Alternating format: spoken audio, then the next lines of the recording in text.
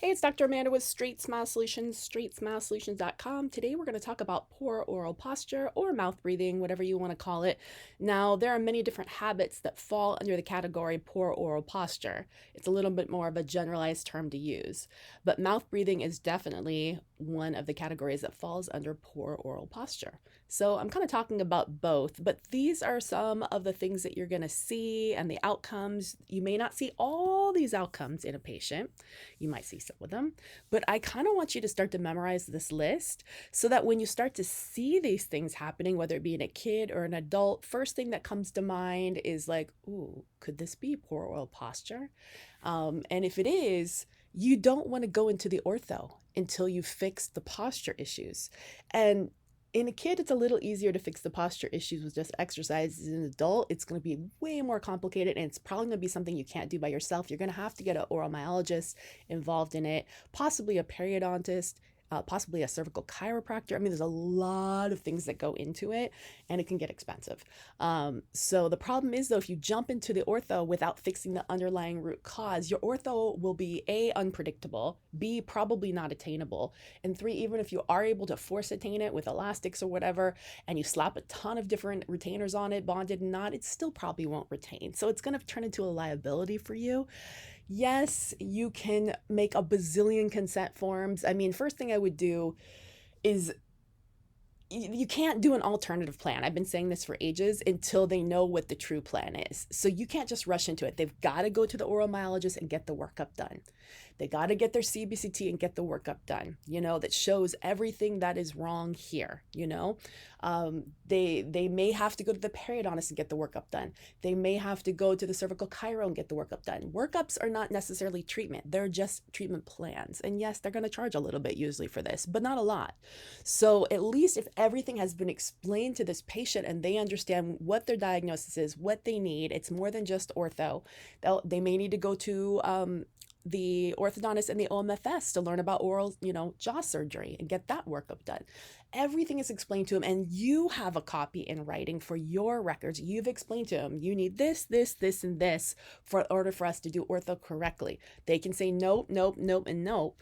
I don't want this. I understand. I'm taking the risk. Then you can at least make a treatment plan that says, okay, we can try this and it may not retain. We can try this and make it worse. We can try this and might make the anterior open bite worse. You can do that. Now, will this protect you against a dental board? I don't know. I mean, I really don't. Have I done it? Yes. Has it come back to bite me? No, but there are many times I don't do it. It depends on how severe it is. Sorry, that screen went black for a second. And sometimes it's just a gut feeling, and I can't always tell you if it's going to go head south or not, even with amazing retention. So it just depends on the severity of it. So, okay, so let's go into some of these. Obviously, this is the character. This is the one we all keep in mind. This character, I'm not going to mention his name, but he's from Napoleon Dynamite. He has the total poor oral posture face. If you watch that movie, I mean, I feel like everybody who does ortho should watch this movie just so you can just watch his resting behavior, watch his face. I mean, watch his just the Butthead. That's another one. Butthead from Beavis and Butthead. That's another one. That, granted, that's a cartoon, but same thing. I mean, the mouth is always hanging open. You can see different things, and then once you start to see this, you can go to Disney World, you can go to Disneyland, you can go to Epcot, and you'll be like, poor oral posture, poor oral posture, poor oral posture. So their lips are always apart. Why? Because their face has grown. It's basically melted downwards and backwards. Their face has grown the wrong direction because they didn't have oral posture as a kid. Why didn't they have oral posture as a kid? Probably it could be allergies, could just be they never properly learned to swallow, could be that they had a poor or processed diet and never really developed their muscles of mastication. There's a million different reasons that this could have happened, and it's these reasons are still carrying on as an adult. That's why it gives them that kind of look. But that look, unfortunately, when your muscles are not developed, your ortho doesn't go predictably. You can't just intrude these teeth. I mean, that's not going to work. You need a jaw surgery. And you also have to fix the root cause. So they probably don't have great nasal breathing. They're probably for sure not nasal breathing at night. They may think they're nasal breathing during the day, but I'm quite sure they're not doing it at night. Their mouth is probably open. They're probably snoring. Tongue is down and back.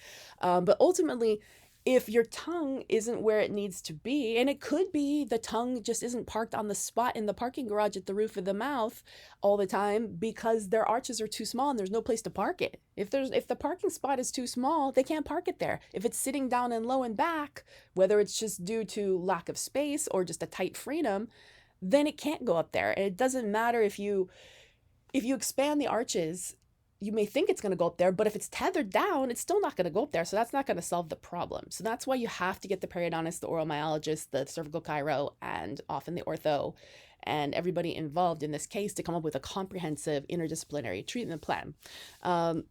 So things you might see attrition just because there tends to be airway issues and they tend to gnash their teeth.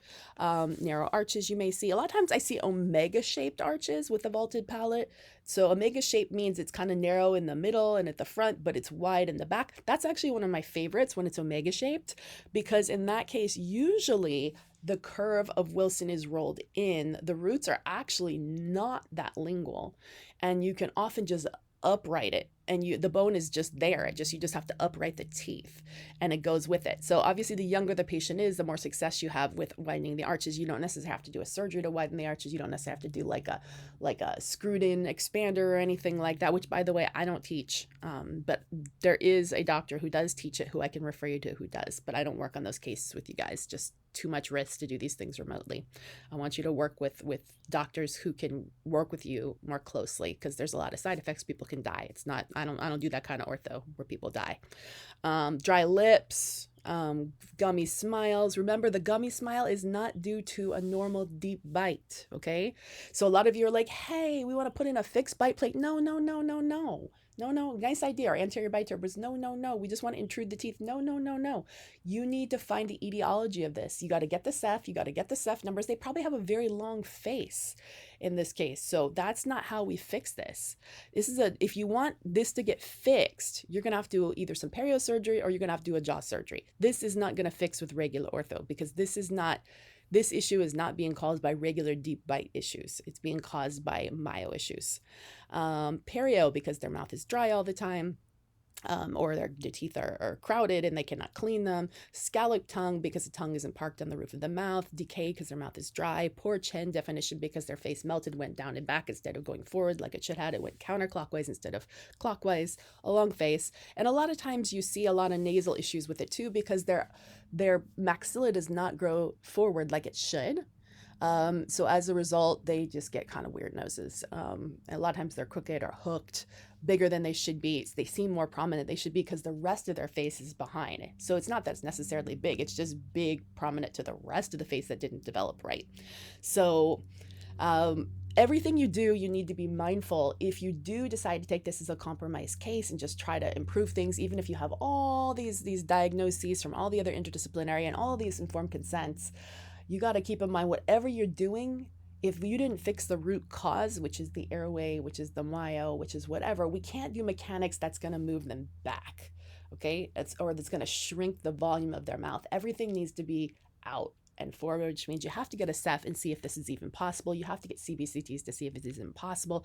We don't want to do mechanics that's going to make their airway smaller. At the very least, if you're going to just do improved, make things, at least try to make things better. At least we're not making things worse, is my ultimate goal. So that's how you're going to keep yourself out of hot water with these cases, by only choosing mechanics that aren't going to make them worse, that may potentially make them better. Maybe it won't make them better. No promises. No guarantees on outcomes. And you're going to have some really airtight informed consents. Am I going to write these for you? No. You're going to have to get a lawyer involved because I mean, every state, every dental practice act is different, or you're just going to have to do it and roll the dice. But I cannot promise you that what you're going to do is going to keep you out of hot water 5 years, 10 years from now. The main thing you have to do in your gut is to be able to sleep well at night is, did I at least make his airway as good or better than it was? And if so, and is he aware and in writing of what the true underlying root cause is and what the best way to fix it? And if he is, and they went actually to those specialists and they had those exams done, and they still said they wanted to try the alternative treatment plan, and they understand the risks, and you have all that paperwork from the other specialists in your, scanned into your chart, and they understand it and they signed for it, you should be okay. I mean, if you had to defend this at a dental board or with a, insurance company, you need to be like, okay, I didn't make him worse. I just tried to make it better within the limitations of what he could afford. Then you should be fine. But if you didn't get all these diagnoses at the beginning and the right way, and you just did like an in-house myo screening, oh, you're gonna be in trouble. It's gonna come back and bite you later. So don't do it. Don't take these cases. All right, thanks so much.